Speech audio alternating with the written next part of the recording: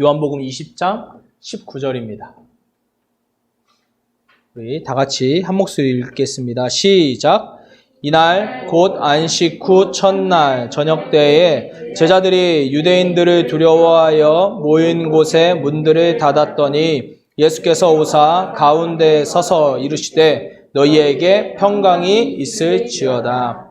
아멘. 아멘. 오늘 부활 후 일주일 어떻게 사셨습니까? 라는 제목으로 여러분들과 좀 말씀 같이 나누려고 합니다. 우리 옆에 분들과 인사할까요? 진심으로 환영합니다. 사랑하고 축복합니다. 네, 사랑하고 축복합니다.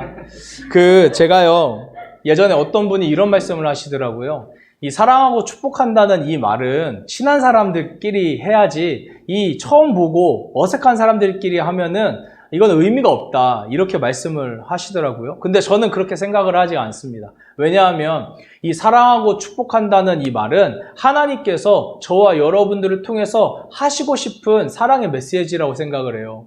그래서 처음 만나시는 분들, 어색한 분들 다 우리는 사랑하고 축복합니다 이야기를 축복을 할 수 있을 것 같습니다. 그런 의미에서 다시 한번 우리 옆에 분들과 앞 뒤에 분들과 사랑하고 축복합니다. 사랑하고 축복합니다. 네, 사랑하고 축복합니다. 네, 많이 할수록 좋은 것 같아요. 네, 정말 그런 것 같고요. 오늘 저와 여러분들 같이 좀 말씀 나누는데, 여러분 지난주는 이제 부활 주일이었습니다. 부활 주일 예배 다 들으셨죠? 네, 잘 들으셨죠? 네. 자, 여러분에게 부활의 의미는 어떠할까 한 번 더 여쭤보고 싶습니다. 이 부활이라는 이 단어는요, 이 헬라어로 보니까 무슨 단어냐면 아나스타시스라는 단어입니다. 아나스타시스. 근데 이 단어를 조금 더 이제 분석을 해보면은 어떤 의미냐면 physical bodily resurrection of Christ. 그러니까 예수 그리스도의 물리적 그리고 신체적인 부활이다. 이런 의미가 있습니다. 그러니까 죽었던 몸이 다시 살아난 겁니다. 이 몸이 정말 다시 살아난 겁니다. 그래서 성경을 보면 죽었던 몸이 다시 살아나는 사건이 이 예수님 이 부활만 있는 게 아니잖아요. 여러 군데에서 나타납니다. 자, 구약에 보면은요, 엘리사가 있습니다. 엘리야의 제자라고 우리 알고 있는 그 엘리사. 이 엘리사가 수넴 여인의 죽은 그 아이를 살리는 장면이 나오는데요. 우리 한번 말씀 좀 찾아볼게요. 열왕기하 4장 32절로 34절의 말씀입니다. 열왕기하 4장 32절로 34절. 엘리사가 시작. 엘리사가 집에 들어가 보니 아이가 죽었는데 자기의 침상에 눕혔는지라. 들어가서는 문을 닫으니 두 사람뿐이라. 엘리사가 여호와께 기도하고 아이 위에 올라 엎드려 자기 입을 그의 입에, 자기 눈을 그의 눈에, 자기 손을 그의 손에 대고 그의 몸에 엎드리니 아이의 살이 차차 따뜻하더라. 아멘. 엘리사가 지금 수넴 여인의 그 자식을 살리는 장면이 지금 열왕기 하에 나오고 있습니다. 자, 여러분 또 신약에 보면 복음서에 회당장 야이로 하시죠. 회당장 야이로의 딸이 죽었습니다. 그런데 예수님께서 그 죽은 딸을 살리시는 장면이 나오고요. 또 여러분 사도행전 20장에 가보면은 유도고라는 청년이 나와요. 많이 들어보셨죠? 유도고. 네, 이 유도고라는 청년이 창에 걸터 앉아서 바울의 강론을 듣다가 졸아서 그 창문에 떨어집니다. 그래서 3층 높이 이상이 되기 때문에 떨어져서 죽었습니다. 바울이 어떻게 했어요? 그를 살렸습니다. 이렇게 부활이라고 말할 수 있는 이 죽은 자의 다시 살아나는 사건이 성경 곳곳에 나오는데요. 제가 주목하는 부활의 사건은 뭐냐면 요한복음 11장에 나오는 나사로의 이 사건을 저는 좀 주목하고 있습니다. 요한복음 11장 39절입니다. 다 같이 한 목소리로 읽도록 하겠습니다. 시작! 예수께서 이르시되 돌을 옮겨 놓으라 하시니 그 죽은 자의 누이 마르다가 이르되 주여 죽은 지가 나흘이 되었음에 벌써 냄새가 나나이다. 자, 이미 죽은 지 나흘이나 지나서 시체의 썩은 냄새가 나기 시작을 했습니다. 이게 무슨 의미예요? 나사로가 완전히 죽었다라는 의미입니다. 완전히 죽었다. 요한복음 11장의 내용을 보면은요, 예수님이 이 나사로가 죽었다라는 이 소식을 듣고 바로 움직이지 않으세요. 거기 계시던 곳에서 이틀을 더 유하시고 그러고 나서 베다니로 가십니다. 근데 이 사건이 우리가 의문을 가져야 돼요. 왜 그러냐면 예수님께서 이 나사로, 마르다, 마리아 이 3남매를 얼마나 사랑하셨어요. 정말 사랑하셨습니다. 그래서 우리의 상식에서는 나사로가 죽었어? 그러면 바로 내가 가서 나사로를 살려야지 이러실 것 같은데 그렇게 안 하셨다라는 겁니다. 자, 그러면 왜 그러셨을까? 성경은요, 분명한 두 가지의 이유를 말해주고 있습니다. 자, 첫 번째 같이 살펴볼게요. 11장 4절, 요한복음 11장 4절의 말씀입니다. 요한복음 11장 4절 다 같이 읽겠습니다. 시작! 예수께서 들으시고 이르시되 이 병은 죽을 병이 아니라 하나님의 영광을 위함이요 하나님의 아들이 이로 말미암아 영광을 받게 하려 함이라 하시더라. 주님은요, 지금 이 병이 죽을 병이 아니라고 그러세요. 이미 죽었는데 죽을 병이 아니라고 하십니다. 예수님은 그 병이 하나님의 영광을 위함이고 하나님 아들이 영광을 받게 하려 함이다, 이렇게 말씀을 하고 계세요. 그런데 여러분, 죽음이 어떻게 하나님의 영광을 위함이냐고요. 근데 예수님의 의도는 뭐냐면 이 죽음을 하나님의 영광으로 사용하려는 그런 역설이 바로 우리 주님의 의도라는 겁니다. 자, 두 번째 같이 살펴보려고 합니다. 두 번째 이유는요, 15절 말씀입니다. 요한복음 11장 15절의 말씀 다 같이 읽겠습니다. 시작! 내가 거기 있지 아니한 것을 너희를 위하여 기뻐하노니 이는 너희로 믿게 하려 함이라. 그러나 그에게로 가자 하시니. 자, 주님께서 베단에 있지 아니한 것이 누구를 위함이냐면 바로 제자들을 위한 것이다. 자, 첫 번째 이유는요, 하나님의 영광을 위함이라고 했습니다. 지금 두 번째 이유는요, 내가 지금 여기에 있는 거 베다니로 바로 가지 않고 여기에 있는 이유는 바로 너희 제자들을 위함이다. 여러분, 이 제자들 도대체 무엇을 주님께서 믿게 하려고 하신 걸까요? 주님께서는 이 제자들에게 무엇을 가르치려고 하신 걸까? 그 믿음의 내용이 나오는데요, 우리가 잘 아는 말씀입니다. 요한복음 11장 25절로 26절. 요한복음 11장 25절로 26절 다 같이 읽겠습니다. 시작! 예수께서 이르시되 나는 부활이요 생명이니 나를 믿는 자는 죽어도 살겠고 무릇 살아서 나를 믿는 자는 영원히 죽지 아니하리니 이것을 내가 믿느냐. 아멘. 자, 여러분, 예수님의 의도 아시겠죠? 바로 제자들에게 부활을 가르치시려고 하신 겁니다. 부활. 어리석고 여전히 믿음이 없고 부족한 이 제자들에게 예수님께서는 나사로의 부활을 목격하면서 이제 장차 내가 십자가에 달려서 죽을 건데 거기서 끝나는 것이 아니라 내가 곧 부활할 거다. 내가 부활하는 것에 너희가 보고 믿어라. 믿을 수 있는 자가 되라. 주님께서는 그 제자들에게 가르치시고 싶으셨던 겁니다. 그래서 죽은 나사로가 살아난 이 사건을 예수님 부활의 전조다, 이렇게 이야기를 많이 합니다. 자, 그렇다면 저는 이제 예수님의 말씀을 빌려서 여러분들에게 질문을 한 가지 하고 싶습니다. 예수님께서 나를 믿는 자는 죽어도 살 것이다 라고 했고 또 살아서 믿는 자는 영원히 죽지 않을 것이다, 이렇게 말씀을 하셨어요. 그리고 주님은 이것을 믿냐고 하시죠. 자, 여러분은 주님의 이 메시지를 어떻게 생각하십니까? 정말 믿으십니까? 우리 주님이 부활과 생명이라는 사실, 주님을 믿으면 우리가 죽어도 살고 영원히 죽지 않는다는 이 신비를 믿으시냐는 겁니다. 만약에 이제 이것이 믿어지신다면요, 우리는 그 믿음을 가진 자답게 살고 있는지 우리의 삶을 돌아봐야 합니다. 부활주의를 보내고 지난 일주일 여러분 어떻게 보내셨습니까? 자, 부활주의를 보내고 우리 지난 일주일을 여러분이 어떻게 사셨을까요? 부활하신 주님께서 여러분들의 일상에 들어오셔서 여러분과 교제를 나눌 수 있는 그런 시간을 여러분이 예수님께 허락하셨을까요? 이 질문이 만약 찔리신다면 아마 이런 이유일 겁니다. 부활 주일 예배를 드린 것으로 부활의 주님에 대한 나의 도리는 다 있다. 이렇게 생각하실 수도 있어요. 죄송한 그런 표현이지만 좀 마음이 아픈 게 하나가 있어요. 뭐냐면요.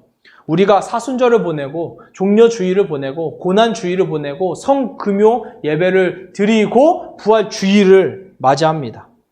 그런데 이런 교회력은 예수님의 삶과 시간을 기억하고 함께 걷기 위한 거예요. 동행하기 위한 거예요. 거기에 바로 의미가 있는 겁니다. 지난 부활 주일에 많은 교회가 이제 오랜만에 성도님들이 많이 오셔가지고 정말 뜨거운 예배, 정말 성도님들이 가득 찬 그런 예배를 드렸다고 해서 많은 그런 이야기들을 들었습니다. 너무 좋았대요. 코로나로 인해서 죽어있던 교회도 부활을 한 것 같아서 그렇게 기뻐하는 이야기들을 많이 들었습니다. 너무 좋습니다. 그런데 그 부활 주일에만 그렇게 좋아하고 일상에서 부활의 주님과는 아무런 교제가 없었다면 과연 부활하신 주님께서는 무엇을 하셔야만 할까요? 저와 여러분 이 시대의 교회가 부활의 주님을 홀로 방치한 것은 아닐까요? 주님이 부활하시고 나서 제자들에게 하신 말씀 아시죠? 너희에게 평강이 있을지어다. 너희에게 평강이 있을지어다. 여러분의 일주일에 평강이 있으셨습니까? 부활 주일을 보내고 부활의 메시지도 같이 나눴는데 여러분의 일상에 평안하라는 그 주님의 음성이 들리셨습니까? 여러분 우리의 시선으로 지식과 경험으로 또 세상의 가치관으로 우리의 일상을 보면 사실은 전혀 평안을 기대하기는 어렵잖아요. 정치적, 사회적인 갈등은 계속되고 있습니다. 경제는 계속 위기래요. 앞으로 좋아지기 어려울 것 같다고 계속 뉴스에서 이야기합니다. 부동산 시장 계속 출렁이고 있습니다.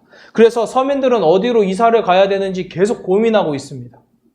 교회를 보면 답이 나옵니까? 더 암담하죠. 평안하다가도 교회 모습을 보고 목사들의 비상식적인 행동과 언행 또 성도들의 그런 무례함을 보면은요, 있던 평안도 사라집니다. 우리 개인의 일상은 어때요?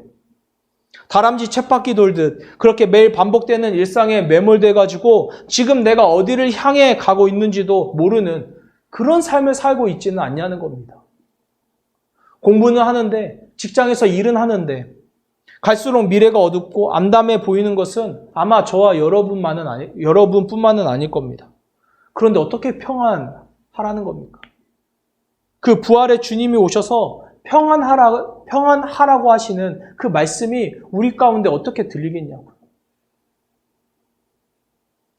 이것 자체가 불가능한 것이라고 우리는 생각하고 있는지도 모릅니다. 머리로는 이해가 되는데, 말씀으로는 이해가 되는데 정말 나의 삶에서 이 평안이 가능한지 받아들일 수 없다는 그런 생각을 할 때도 있습니다. 자, 그럼 이제 어떻게 해야 됩니까? 우리가 그리스도인인데 우리에게 분명 주님은 평안하라고 하신다는데 우리는 어떻게 해야 될까요? 부활의 주님과 어떻게 교제를 나누는 그런 일상을 우리가 기대할 수 있을지 곰곰이 묵상을 하면서 두 가지만 여러분들과 같이 나누고 싶습니다. 가장 첫 번째로 부활의 주님이 우리에게 먼저 다가와 주신다는 것을 저희가 믿었으면 좋겠습니다. 부활의 주님이 먼저 우리에게 다가와 주신다. 여러분, 주님은요, 부활하신 날 저녁에 문을 굳게 닫고 숨어있던 그 제자들에게 먼저 찾아와 주셨잖아요. 그렇죠? 네. 주님을 배반하고 로마의 군인들에게 잡혀갈 것을 염려해서 몸을 숨긴 제자들의 일상에 주님이 직접 찾아와 주신 겁니다. 우리가 잘 알다시피 거기에 도마가 있었어요? 없었어요? 없었죠. 자, 제자들이 도마에게 우리가 부활의 주님을 만났다 그렇게 이야기하니까 도마가 말하잖아요. 나는 그 주님을 보지 않고는 믿을 수 없다. 그런데 우리 주님 어떡하십니까? 그 도마를 위해서 또 먼저 찾아와 주시잖아요. 그뿐입니까? 이 제자들 결국에는 물고기 잡으러 디베라 그 호숫가로 돌아가죠. 베드로와 다른 제자들이 거기에서 그물을 던져서 물고기를 잡고 있었습니다. 그때 누가 찾아와 주셨나요? 주님이 찾아와 주셨어요. 우리 부활의 주님이 또 먼저 찾아와 주신 겁니다. 그 제자들의 일상 가운데 다시 먼저 찾아와 주셨어요. 그리고 그 주님께서는 그들의 일상에서 교제를 나눠 주셨습니다. 우리는 부활주의를 보내고 일상으로 찾아오신 주님과 함께 교제를 나누는 것만 놓친 것이 아닙니다. 우리는 우리의 일상대로 살고 우리의 삶을 그냥 살아내고 주님은 지난 부활주일 예배를 드리고 교회에 가두어 놓지는 않았는지 생각해 보자는 겁니다. 그러니까 일상에서 부활하신 주님의 그 음성이 들리지 않는 거고 평안하라는 그 말씀이 들리지 않는 거고 주님과의 교제가 이루어지지 않는 거죠. 여러분, 이건 아니죠. 주님은 우리와 함께 하시고 싶어 하시잖아요. 우리 다 알고 있잖아요. 주님은 우리 가운데 찾아와 주셔서 위로해 주시고 우리의 손을 붙잡아서 일으켜 주고 싶어 하시잖아요. 그런데 우리가 지금 정작 주님을 외면하고 있는 건 아닌가?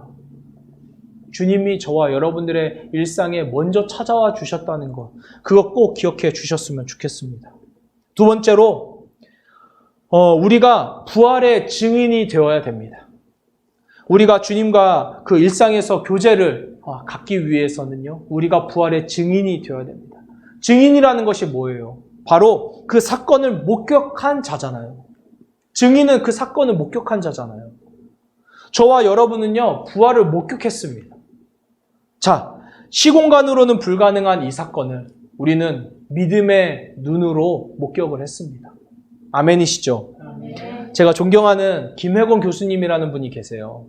정말 제가 너무 좋아하는 교수님인데 이 교수님이 요한복음이라는 그 주석을 썼는데요. 그 주석에서 이러한 부활에 대한 설명을 하셨습니다. 조금 긴데요. 한번 잘 들어보세요.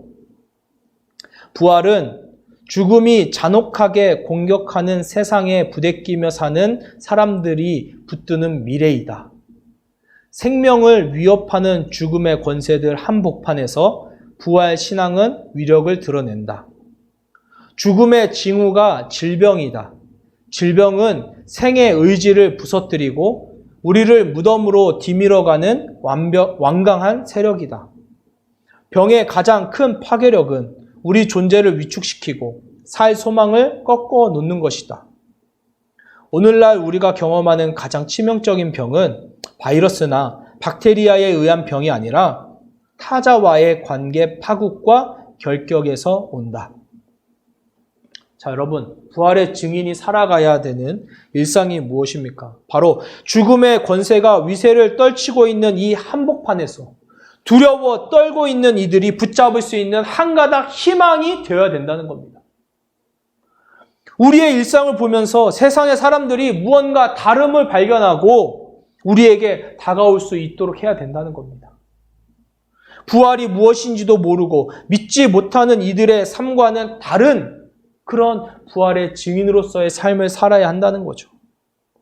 세상 사람들이 경험하는 가장 큰 파괴력을 지닌 병은 타자와의 관계 단절로부터 온다.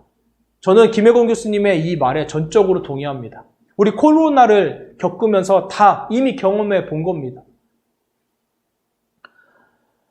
이 코로나라는 바이러스는 우리의 존재를 위축시키고 일상의 소망을 꺾고 사람들과의 관계 단절을 가져왔습니다. 그 폐해는 이제 고스란히 우리가 짊어져야 됩니다. 그러나 조금 다른 관점에서 보면은요, 이 코로나로 인해서 단절된 지금의 일상에서 부활의 증인으로서의 영향력을 가장 잘 발휘할 수 있는 때라고 생각합니다. 왜냐? 세상 사람들이 가지고 있는 관계의 질병, 나라는 존재에 대한 사탄의 공격은 계속되잖아요. 그것을 이길 수 있는 근본적인 힘이 어디에 있습니까? 바로 부활하신 예수 그리스도에게 있는 겁니다. 왜냐하면 예수님께서 그 죽음의 길을 피하지 않으시고 스스로 다 감당하시고 결국 이겨내셨잖아요. 예수님은 부활이고 생명이라고 말씀하셨습니다. 이 놀라운 진리가 우리의 일상에 소망, 희망, 기대라는 것을 불어 넣어주고 있습니다. 사랑하는 형제자매 여러분, 오늘 주일을 보내고 우리는 또 한 주를 이제 살아가야 합니다. 사실 우리는요, 우리가 살아가는 모든 시간, 모든 공간, 인생에서 부활의 주님을 만난 그 증인으로서 살아가야 합니다. 지금 혹 부활의 증인으로 살아가야 하는 여러분이 지쳐 계시거나 쓰러지려고 하시거나 포기하고 싶어 하신다면 우리 주님의 음성을 들으셨으면 좋겠습니다. 어떤 음성일까요? 나사로야 나오너라. 나사로야 나오너라. 요한복음 5장 25절과 28절은 무덤 속에 있는 자들이 다 하나님의 아들의 음성을 들을 때가 오나니 듣는 자는 살아나리라. 하나님의 아들 예수 그리스도께서 무덤 속에 있던 나사로를 부르셨습니다. 김혁원 교수님은요, 나사로를 향한 주님의 목소리가 마치 에스겔 선지자에게 임하신 여호와의 소리를 듣는 것 같다라고 했습니다. 절망의 현장에 있던 에스겔도 부활의 현장을 목격하잖아요. 그리고 여호와 하나님께서 죽은 자들에게 선포하시는 그 음성을 듣게 됩니다. 에스겔 37장 13절 보니까 내 백성들아 내가 너희 무덤을 열고 너희로 거기에서 나오게 한즉 너희는 내가 여호와인 줄 알리라. 에스겔이 본 마른 뼈 환상 아시죠? 에스겔은 죽어있던 마른 뼈들에게 대언하여 하나님의 말씀을 선포합니다. 그가 마른 뼈들에게 대언할 때 뼈와 뼈들이 움직이고요. 서로 맞춰지고 힘줄이 생기고 거기에 근육이 덮이고 살이 오르고 가죽으로 덮어집니다. 그리고 여호와께서 생기를 불어넣으실 때 그 마른 뼈들이 살아서 극히 큰 군대를 이루니라. 죽은 자들을 깨우시고 불러일으키신 하나님의 음성이 오늘 저와 여러분들에게도 들리기 원합니다. 그리고 우리가 일어나서 부활의 증인으로 살아가는 것. 몸이 건조한 우리의 일상에서 부활의 주님이 찾아오셨음에도 일상에 매몰되어 죽은 자처럼 살아가는 우리에게 주님께서 지금도 큰 소리로 외치시고 계시는 거죠. 사랑하는 아들아, 사랑하는 딸아, 이제 밖으로 나오라. 죽음의 권세를 이미 내가 이겼으니 너는 평안할지어다. 아멘이시죠. 사랑하는 우리 주님의 음성을 기억하며 한 주를 살아가면서 우리의 인생이 부활의 증인으로서 살아가길 간절히 소망합니다. 이 시간 같이 좀 묵상하며 기도하길 원합니다.